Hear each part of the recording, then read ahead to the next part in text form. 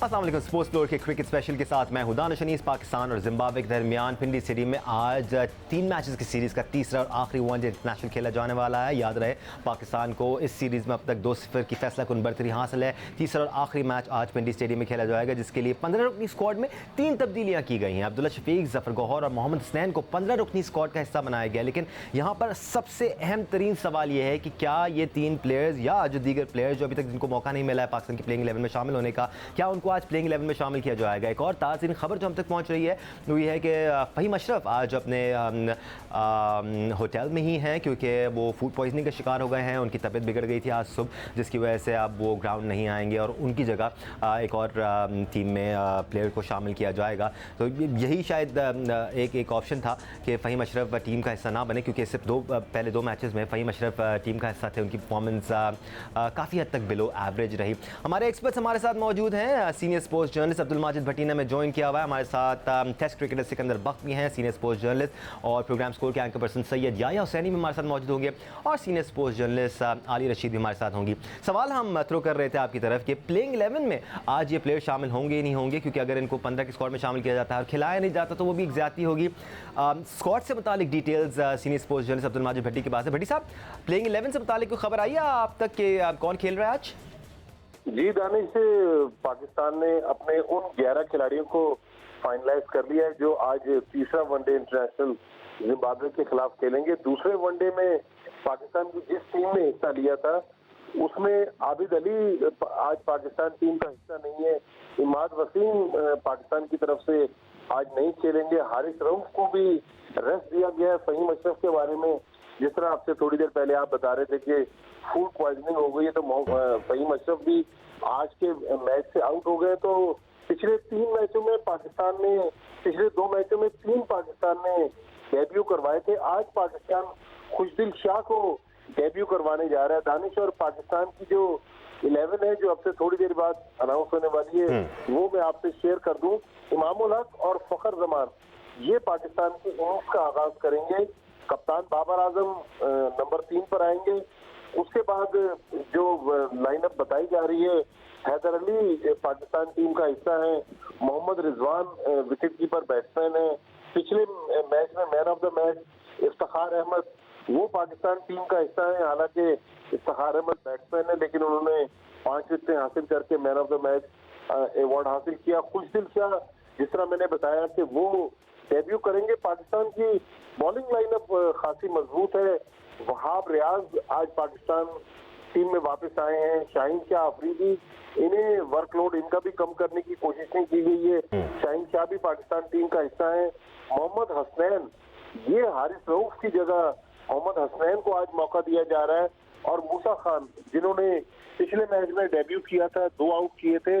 तो ये वो 11 खिलाड़ी हैं दानिश। लेकिन जो एक इम्पोर्टेंट चीज है जिसका हम बार बार जिक्र करते रहे, ठीक है, कि शादाब खान टीम में नहीं है, लेकिन उस्मान कादिर जो है उन्हें आज भी खिलाने से गुरेज किया गया। सिम्थ का तयन अभी तक नहीं हो पाया है और समझ नहीं आ रहा है कि पाकिस्तान टीम मैनेजमेंट सोच कर रही है। आलिया, आपकी तरफ आऊँगा, दीगर एनालिस्ट भी हमें ज्वाइन कर रहे हैं। आलिया, आपसे सबसे पहले सवाल हैदर अली से मुताल्लिक है। एक यंग लड़का जो पाकिस्तान का फ्यूचर है, बहुत टैलेंट है, निडर होकर खेलता है, फियरलेसनेस नज़र आती है उसके गेम में।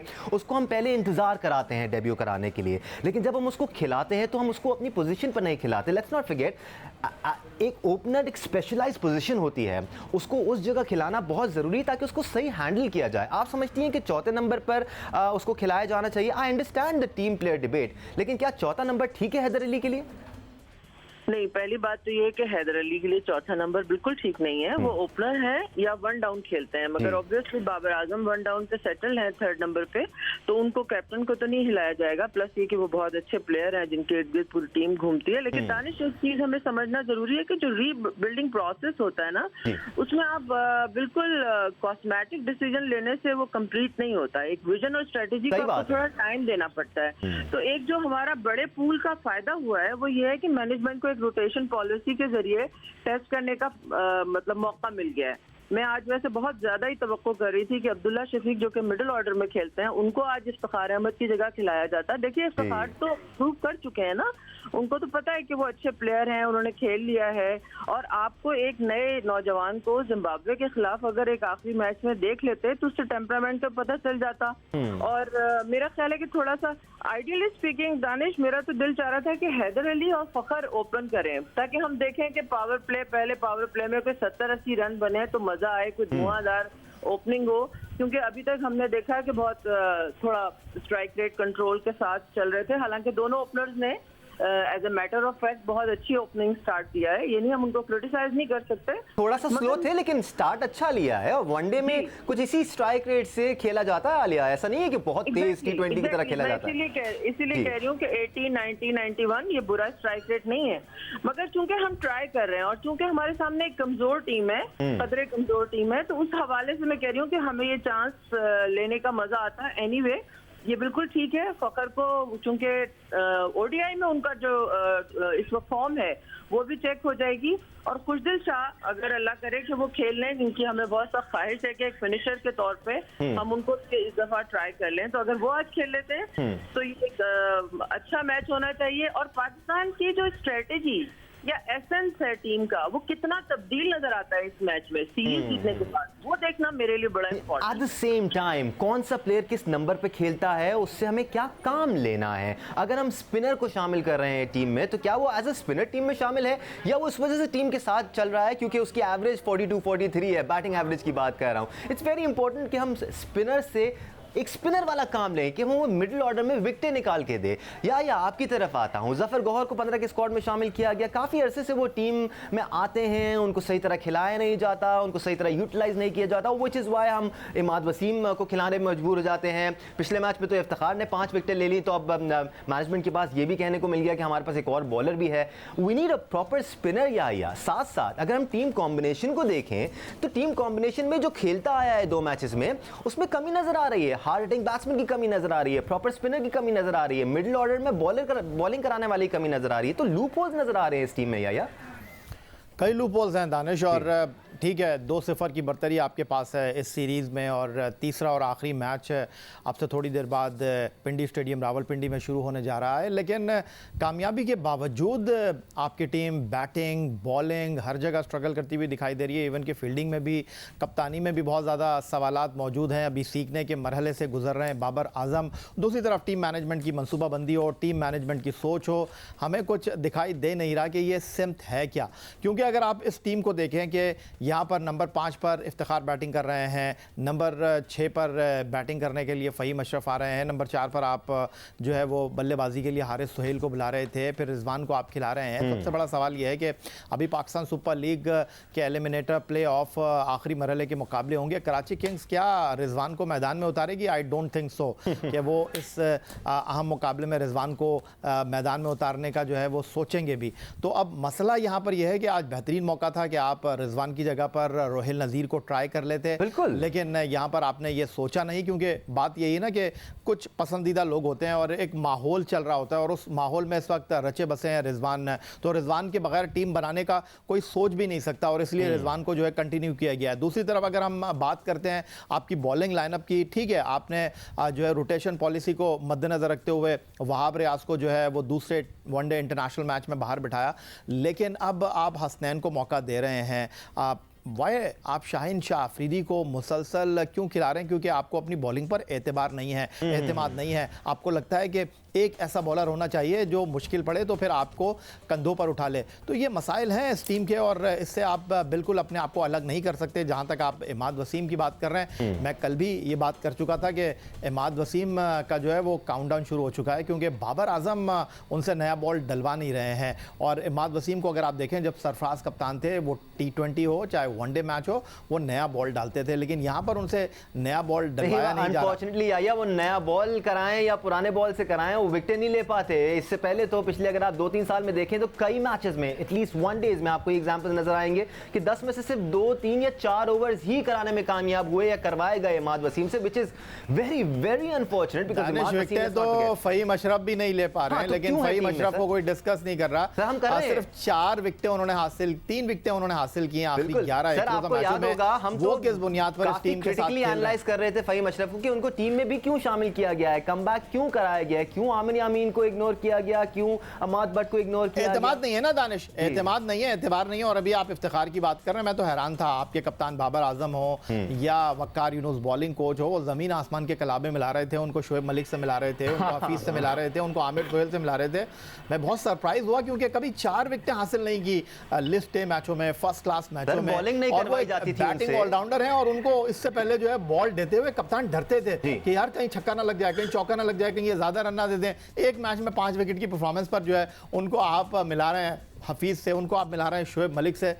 इस तरह नहीं चलेगी क्रिकेट दानिश, लेकिन चल रहा है पाकिस्तान क्रिकेट बोर्ड, तो टीम भी ऐसी चल रही है। बिल्कुल सिकंदर, एक ये तासुर नजर आता है कि जैसे तैसे जिनको आपने सेलेक्ट किया है उनसे आपने परफॉर्मेंस करानी है, एक परफॉर्मेंस की बेसिस पर अपने आप को जस्टिफाई करना है कि देखा इसलिए हमने इस शख्स को सिलेक्ट किया था, देखा ये लड़का फेल हो गया, हम इसलिए उस लड़के को खिलाया करते थे। ये एक रुझान नजर आ रहा है जिसको समझना बहुत जरूरी है। हम रोटेशन पॉलिसी की बात कर रहे हैं सिकंदर, ऐसी रोटेशन पॉलिसी का क्या फायदा जब आप किसी को खिलाएं और जहां पर वो लड़का खेलता है उसको वहां पर ना खिलाएं। फॉर एग्जाम्पल हैदर अली की, जैसे आलिया भी बात कर रही थी, हमने भी सवाल थ्रो किया, अगर आप खुशदिल शाह को खिलाते हैं तो किस नंबर पर खिलाते हैं? मूसा खान अगर खेल रहे हैं तो 7 आउट होने के बाद मूसा खान को क्यों नहीं 2 विकेटें दिलाई गई, क्यों इमाद वसीम के फिगर्स बेहतर करने के लिए उनको मजीद ओवर्स दिए गए?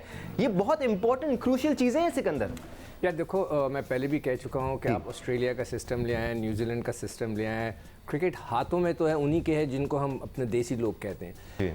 जब तक मिसबाउल हक मौजूद हैं आपको एग्रेशन और एग्रेसिवनेस नज़र नहीं आएगी जो ऑस्ट्रेलियंस में होती है। वो तो अच्छे लड़के तब्दील करके खिलाते हैं, ये होता है ऑस्ट्रेलिया। अगर आपने ऑस्ट्रेलियन बनना है, प्राइम मिनिस्टर साहब से मैं रिक्वेस्ट करूँगा कि सर वो स्टाइल जो है ऑस्ट्रेलिया का, उसके अंदर फिर ऑस्ट्रेलियन लोगों को लाना पड़ेगा, भी शामिल करें फिर अपने गेम। दूसरा सबसे बड़ा अलमिया पाकिस्तान क्रिकेट के साथ इस वक्त ये चल रहा है कि अगर कोई बीमार पड़े तो ही तब्दीली होती है। यानी कि लड़के अब सिकंदर बख्श साहब, या तो वो भी नहीं हो रही, उस्मान कादिर बेचारे सोच रहे थे कि शायद मुझे तो लग रहा है मुझे मौका मिल जाएगा। उस्मान कादिर को तो सिर्फ ये कि हमारे अच्छे दोस्त अब्दुल कादिर मरहूम के जाने के बाद मुझे लगता है कि कुछ हमदर्दियां हुई हैं, तो उनको कह दिया गया कि बस उनको आप घुमा दो 1 साल 2 साल के लिए। आई एम रियली शॉक्ड, यार कैसे हो सकता है कि एक शख्स को आप चौथा या 5वां टूर करा रहे हैं और आप उसको खिला नहीं रहे। पाकिस्तान क्रिकेट के साथ नाइंसाफी है सिकंदर। वही तो, फ़हीम अशरफ बीमार होंगे तो फिर वो बाहर बैठेंगे। अब तो लोग एक दूसरे को धक्का ही मार रहे होंगे टीमों के अंदर कि यार इसको धक्का मार दो तो शायद मेरी बारी आ जाए, या फूड पॉइजनिंग करा दो तो मेरी बारी आ जाए। तो ये चीज़ें पाकिस्तान क्रिकेट बोर्ड के जो MDs वगैरह हैं उनको सोच देखनी चाहिए कि ये पाकिस्तान क्रिकेट के साथ क्या हो रहा है। देखें, जो MD वगैरह हैं उनको पाकिस्तान की क्रिकेट से कोई इंटरेस्ट नहीं है, उनकी ओनरशिप नहीं है पाकिस्तान में। आप मुझे इंटरेस्ट है नहीं, उनको बस वो अपने प्रोफाइल सही करना चाहते हैं कि उनका जो प्रोफाइल है, CV है, वो बहुत अच्छा हो जाए कि जी पाकिस्तान के MD रहेंगे। हो जाएगी, मगर ये कि वो तो बाहर जाके यही कहेंगे ना। मगर हमें पता है कि हमारा CV तो खराब हो रहा है ना सिकंदर, वो हमारी क्रिकेट खराब हो रही है। देखें, जब तक आपकी ओनरशिप नहीं होगी ना किसी चीज़ से, आप उसके लिए अच्छा काम नहीं कर सकते। आपको उस चीज़ को ओन करना पड़ता है। ये मेरा इदारा है, आई ओन इट, तो आप उसके लिए अच्छा काम करते हैं। ये मेरा मुल्क है, मैं मरूंगा तो यहीं दफन होऊंगा, तो फिर आप अच्छा काम करते हैं। मेरी नौकरी चली जाएगी तो मैं यहीं रहूंगा, मैं भाग के वापस इंग्लैंड नहीं जाऊंगा। जब भी आप अच्छा सोच सकते हैं, ये मेरी सोच है। हो सकता है मैं गलत कह रहा हूँ। तो हमें आज की टीम में, मैं आज की जो टीम है इसमें अच्छी तब्दीलियां देखना चाहता हूँ। बिल्कुल सही है, हैदर अली अगर ओपनर है तो he should open. Sikandar, can you hold that thought? हम एक ब्रेक ले लेते हैं, ब्रेक से वापस आएंगे तो आपसे ही आपकी प्लेइंग 11 जानेंगे। ऑल्दो भट्टी साहब ने हमें बता दिया है कि आज पाकिस्तान की प्लेइंग 11 क्या होगी। लेट्स सी, आपसे कुछ दिनों पता चल जाएगा कि वही प्लेइंग 11 होगी या नहीं होगी। राइट, पिंडी स्टेडियम से ताज़ा अपडेट यह है कि जिम्बाब्वे ने टॉस जीतकर पहले बैटिंग करने का फैसला किया है। अहम खबर यह है कि जैसे भट्टी साहब ने हमें बताया, आज के मैच के लिए 4 तब्दीलियां की गई हैं। आबिद अली की जगह फ़खर जमान टीम में शामिल हुए हैं, इमाद वसीम की जगह खुशदिल शाह आज डेब्यू करेंगे, वहाब रियाज टीम का हिस्सा होंगे और मोहम्मद हसनैन भी टीम में शामिल है। अपने एक्सपर्ट्स को ऑन बोर्ड लेते हैं। सिकंदर, आपकी तरफ आऊँगा, आपसे डिस्कशन का आगाज़ करेंगे। सिकंदर, बहुत ज़रूरी है कि एक पर्टिकुलर प्लेयर को रिप्लेस कौन कर रहा है। इमाद वसीम क्या है, बॉलिंग ऑलराउंडर है, बैटिंग ऑलराउंडर है? अगर वो बॉलिंग ऑलराउंडर हैं तो एक बैट्समैन या एक बैटिंग ऑलराउंडर कैसे उनको रिप्लेस कर रहा है? Are you getting what I am saying? क्या इफ्तिखार की जगह खुशदिल को नहीं खेलना चाहिए था? क्या इमाद की जगह जफर गौहर को टीम में शामिल नहीं होना चाहिए था? पाउंड पर पाउंड तब्दीलियां हैं या नहीं है? सवाल ये है सिकंदर। मुझे तो समझ में नहीं आ रहा कि हम क्यों स्पिनर्स के दुश्मन हैं। मुझे तो ऐसा लग रहा है कि जैसे हमारे पास दुनिया के मुरलीधरन हमारी तरफ टीम में है, सईद अजमल खेल रहे हैं, नहीं तो जफर को खिला लेंगे तो इफ्तिखार कैसे विकेट लेगा सर? सकलैन मुश्ताक टीम में है, तो शायद हमें स्पिनर्स की ज़रूरत ही नहीं है। अब्दुल कादिर मरहूम हमारी टीम में है। भाई हमारे पास तो स्पिनर ही नहीं है। आगे जाके आप इतना बुरी तरह फंसोगे। जो एक क्वालिटी का स्पिनर मैच बनाता है, एक प्रॉपर स्पिनर, हाँ क्वालिटी का स्पेशलिस्ट स्पिनर आपको मिल जाए, अगर आपकी किस्मत अच्छी है, अगर वो खेल जाए तो वो ऑस्ट्रेलिया, न्यूजीलैंड, इंग्लैंड हर किस्म की पिचेस के ऊपर वो अपनी स्पिन से करता है, गेम बनाता है। हम पता नहीं, हम इतने ओवर कॉन्फिडेंट हैं कि अभी इसमें दूसरा स्पिनर कौन हो गया उसके अलावा? सर इफ्तिखार है ना, इफ्तिखार है, खुशदिल शाह भी हल्की बुल्की बॉलिंग करा लेते हैं। कोई प्रॉपर स्पिनर हमारी टीम में शामिल नहीं। Will come back to you Sikandar. Aliya, यही सवाल आपसे है कि हम किसको हटा के किसको शामिल कर रहे हैं? क्या आपको समझ आ रहा है कि सोच क्या है? क्या क्लैरिटी नजर आ रही है आपको सोच में? जी, अभी जैसे बाबर ने कहा है ना कि पूल बड़ा है और हम ट्राई करने की कोशिश कर रहे हैं, क्योंकि आगे आप ये जहन में रखें कि अच्छी टीमें जो हैं उनके खिलाफ पाकिस्तान ने ये मैचेस खेलने हैं, क्योंकि आपको पता है ये जो हर मैच का जो है 10 पॉइंट्स हैं, और उसके हिसाब से जो इम्पोर्टेंट बात है दानिश वो बताने की ये है कि जो पाकिस्तान ने जो मैचेस खेलने हैं ना इस ओडीआई सीरीज में, चैंपियनशिप जो चल रही है आईसीसी की, इसमें किसी भी कमजोर टीम यानी कदर जो हमारी साउथ एशियन टीम है उनसे नहीं खेलना, और तमाम मैचेस जो है वो सेना टीमों के साथ अब आगे हमारे आ रहे हैं। तो इसका मतलब है कि सिलेक्शन, देखें एक सब्जेक्टिव प्रोसेस होता है, इंफरादी तरजीहात भी होती हैं और कप्तानों पर भी डिपेंड कर रहा है जिस तरह के वो ट्राई करना चाह रहे हैं कि किसको खिलाना है। ये जरूरी नहीं है आपके पास 4 अगर पेसर हैं तो ये कहीं नहीं लिखा कि लाजमी एक स्पिनर और खिलाना चाहिए। और एट द सेम टाइम एक टीम का कॉम्बिनेशन होता है ना आलिया, एक स्ट्रक्चर लेके आप उतरते हैं कि आपने 5 बैट्समैन खिलाने हैं, एक प्रॉपर स्पिनर खिलाना है, 4 बॉलर्स खिलाने हैं। सॉरी जी, दानिश, एक कॉम्बिनेशन बनाने की ही कोशिश हो रही है ना, उसी में ट्राई कर रहे हैं। आपके पास अगर एक ऑफ ब्रेक है अभी जिसने पिछले मैच में 5 विकेटें ली हैं, अगर वो नहीं होते ना टीम में, जो कि मेरा ख्याल है आज नहीं होना चाहिए था, तो फिर आप यकीनी तौर पे उस्मान को चांस देते। बाय द वे हमें इस पे जरूर बात करनी चाहिए कि जाहिद बहुत अच्छा बॉलर है और आई थिंक उस्मान से ज्यादा वो डिजर्व करता है इस वक्त टीम में आना। एनी हाउ जो लोग टीम में शामिल हैं उनके हिसाब से हमने देखना है कि इस वक्त जो खेल रहे हैं खुशदिल शाह नीचे से और फखर ऊपर से, ये जो फायर पावर है इसकी इंपॉर्टेंस बहुत ज्यादा है, तो ये जरूर देखना होगा। और फिर दूसरा ये कि आज जो इन्होंने जिम्बाब्वे ने टॉस जीता है, उन्होंने पिछले मैच में पावर प्ले को यूटिलाइज नहीं किया, जिसका क्रेडिट यकीनन हमें अपने बॉलर्स को देना पड़ेगा। आज देखते हैं अगर वो तगड़ा स्कोर लगाते हैं ना तभी मैच का मजा आएगा, तब पाकिस्तान की बैटिंग लाइनअप भी जरा टेस्ट होगी। ठीक है, या आपकी तरफ आऊंगा, टाइम भी हमारे थोड़ा सा शॉर्ट हो रहा है। आपको सही लग रहा है ये कॉम्बिनेशन? आपको सही लगता है कि ये सही सिलेक्शन हो रही है, खासतौर पे होम कंडीशंस को मद्देनजर रखते हुए? टोटली एग्री करूंगा दानिश आपसे, क्यों जो आप बात कर रहे हैं कि ऑलराउंडर की जगह ऑलराउंडर खेलना चाहिए, बॉलर की जगह बॉलर खेलना चाहिए, और यहाँ पर इफ्तिखार के ऊपर आप 5वें बॉलर की हैसियत से भरोसा कर रहे हैं। और अगर पिछले मैच में वो 5 आउट नहीं करते तो मेरा ख्याल है शायद टीम में भी वो नहीं होते, और आज आप उनको 5वें बॉलर की हैसियत से खिला रहे हैं। फिर एक और जो इम्पोर्टेंट पहलू है वो ये है कि बाबर आजम हो या पाकिस्तान के माजी के कप्तान हो, जब भी 4 फास्ट बॉलर के साथ खेलेंगे तो टाइम कैलकुलेशन एक बड़ा इंपॉर्टेंट पहलू होता है। तो यहाँ पर इफ्तिखार अगर आपको कंटेन नहीं करके देते हैं, रन नहीं रोकने में कामयाब होते हैं, तो फिर आपके पास अगला ऑप्शन क्या होगा? पार्ट टाइम बॉलिंग तो खुशदिल भी करते हैं या फकर भी करता है। पार्ट टाइम बॉलिंग तो फिर मेरा ख्याल है इफ्तिखार भी कर रहे थे, अब उन्होंने 5 विकेटें ले ली हैं तो वो बॉलर के तौर पर कंसीडर हो रहे हैं। लेकिन जो सबसे इंपॉर्टेंट सवाल है वो ये है दानिश के हसनैन खेल रहे हैं, अच्छा है कि हसनैन को आज मौका मिल रहा है। दूसरी जानिब ऐसा लग रहा है कि आज अगर जिम्बाब्वे की टीम लंबा स्कोर करती है तो फिर आपकी रियल बैटिंग टेस्ट होगा, क्योंकि फ़खर जमान आए हैं आज टीम में, खुशदिल शाह आए हैं आज टीम में, हैदर अली आज टीम में खेल रहे हैं। लेकिन दुनिया में जितनी भी टीमें वनडे क्रिकेट खेल रही हैं दानिश, उनके जो ओपनिंग बैट्समैन हैं वो विकेट कीपर होते हैं, लेकिन आपके पास रिजवान मौजूद हैं जिनको आप कोशिश कर रहे हैं ओपनिंग बैट्समैन बनाने की। अब सवाल यह है कि आज वो कौन से नंबर पर खेलेंगे? ऑप्शन तो आपके पास भी है, या आप रोहिल नजीर को टीम में शामिल करके उनको मिडिल ऑर्डर में भी खिला सकते हैं, एज एन ओपनर भी खिला सकते हैं। आप जफर गौर को नहीं खिला रहे, आप उस्मान कादिर को नहीं खिला रहे, तो आप कैसे रोहिल नजीर को खिला लेंगे? बड़ी मुश्किल से तो रिजवान सेट हुए, तो आप रोहिल नजीर को डाल के जो है वो रिजवान के साथ मैच डलवाना चाहते हैं। ठीक है, जरा जल्दी हम निपटाएंगे इस सेगमेंट को, क्योंकि आगे भी हमें एक और सेगमेंट करना है। सिकंदर, आपकी तरफ आऊंगा। हम इफ्तिखार अहमद की बात कर रहे हैं, इंटरनेशनल मैचेस तो इतने खेले नहीं है, डोमेस्टिक के जरा फिगर सुन लें। फर्स्ट क्लास में 65 मैचेस में 64 विकेटें, लिस्ट ए में 83 मैचेस में 33 विकेटें हैं, T20 में 113 मैचेस में 23 विकेटें हैं। ये स्टैट्स होते हैं एक पार्ट टाइम बॉलर के सिकंदर, या एक ऐसे बॉलर के जिनसे आप 2-3 ओवर करा सकते हैं खाता पूरा करने के लिए। ये कल तो मैं सुन रहा था कि उनके बहुत ही आउटस्टैंडिंग परफॉर्मेंस है। देखिए एज अ बॉलर तो नहीं है डोमेस्टिक, ऐसा बैट्समैन भी बहुत अच्छे हैं। मैंने कल भी कहा था कि हमारे सिलेक्टर्स को, मैनेजमेंट को गलत फहमी नहीं होनी चाहिए। वो मतलब एक गलत फहमी हो गई है उनको कि ये एक स्पिनर उनको मिल गया है। अगर आपको याद हो अच्छी तरह, अगर वो कह रहे हैं 1-2 और मिल जाए ऐसे। नहीं, अगर आपको याद हो कि जब हम वर्ल्ड कप खेलने जा रहे थे 2015, उससे पहले एक सीरीज खेले थे जिसमें हारिस सोहेल को उन्होंने कहा बस ये हमें 10 ओवर का बॉलर मिल गया। उस वक्त भी मैंने कहा था कि भाई हारिस सोहेल 10 ओवर का बॉलर नहीं है, वो आपको वर्ल्ड कप में 10 ओवर नहीं करा के देगा, और वही हुआ था, फंस गए थे वहां जाकर। तो मैं हैरान हूं कि लोग कहते हैं कि मिसबाह-उल हक कितने बड़े कप्तान हैं, पाकिस्तान के मोस्ट सक्सेसफुल।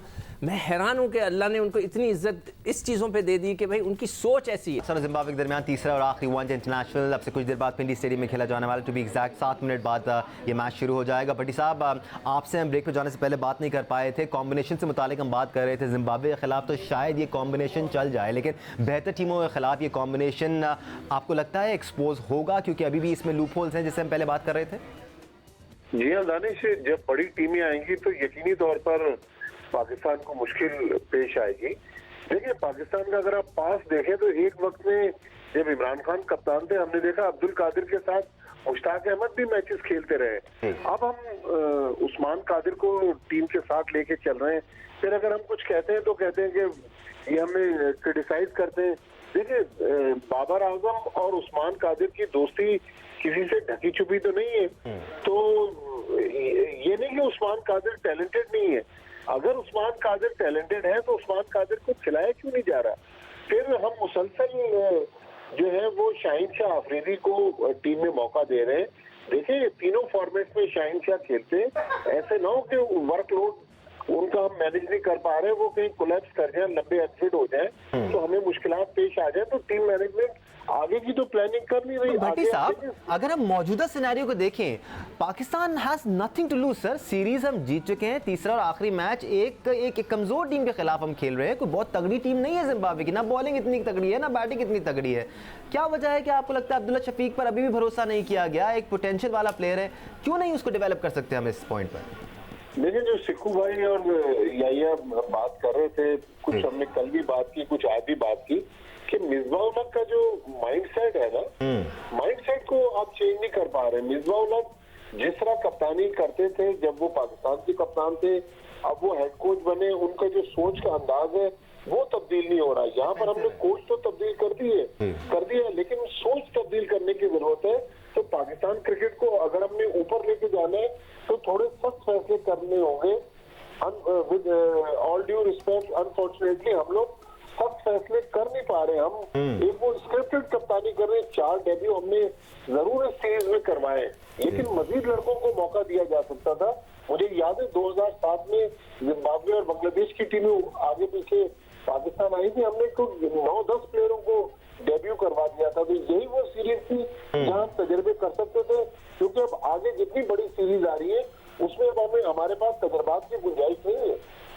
सिकंदर, अफसोस की बात तो ये है, इनफैक्ट हम आपकी तरफ आएंगे। आलिया, आपसे एक छोटा सा पॉइंट ऑफ व्यू ले लें। अफसोस की बात आलिया ये है, ब्रीफ रखिएगा प्लीज़, क्योंकि टाइम खत्म हो रहा है, कि अभी भी हम एक्सपेरिमेंट नहीं कर रहे हैं, तो आगे जाके तो हम बिल्कुल भी नहीं करेंगे। जैसे भट्टी साहब कह रहे हैं, आप भी कह रही थी, आगे जो हमारी सीरीज आने वाली बड़ी टीमों के खिलाफ है, तो हमें अब 1 साल तक अब्दुल्ला शफीक तो खेलते हुए नजर नहीं आ रहे। That's talent being wasted. नहीं, हो सकता है कि T20 में उनको ट्राई किया जाए, जैसे हैदर अली का भी आगाज जो है वो T20 से किया है और नेशनल T20 में बहुत अच्छा खेले हैं अब्दुल्ला शफीक। हो सकता है कि उनको वहां पे सोच रहे हो कि चांस दे के देख लिया जाए इन्हीं के खिलाफ जिम्बाब्वे के।